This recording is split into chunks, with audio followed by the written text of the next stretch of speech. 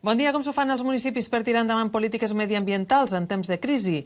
Doncs, per exemple, facilitant als ciutadans eines perquè puguin desenvolupar projectes sostenibles. D'aquesta i altres qüestions se n'ha parlat avui en la 13a Assemblea de la xarxa de ciutats i pobles cap a la sostenibilitat, on fins ara hi ha pocs ajuntaments lleidatans adherits. Avui s'hi ha afegit la Diputació de Lleida.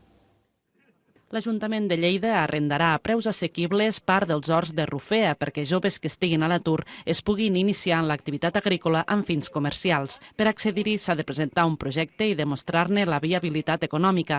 De moment ja hi ha una vintena d'interessats. Habilitem aquesta finca de manera que parcel·les entre 1 a 2 hectàrees de terreny puguen ser ocupades per aquests nois durant 4-5 anys perquè puguen provar i tindre el primer contacte amb la terra. La proposta l'ha presentat avui la Paeria a la 13a Assemblea General de la xarxa de ciutats i pobles cap a la sostenibilitat, en què participen 234 municipis.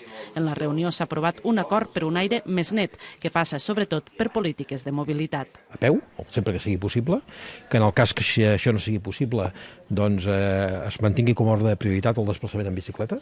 També és una forma, diguem, de contribuir a que l'aire estigui més net. Si això no és possible, evidentment, en transport públic, les motocicletes, i si poden ser elèctriques, elèctriques. S'ha aprovat també la declaració de Lleida que insta els municipis a promoure l'educació ambiental.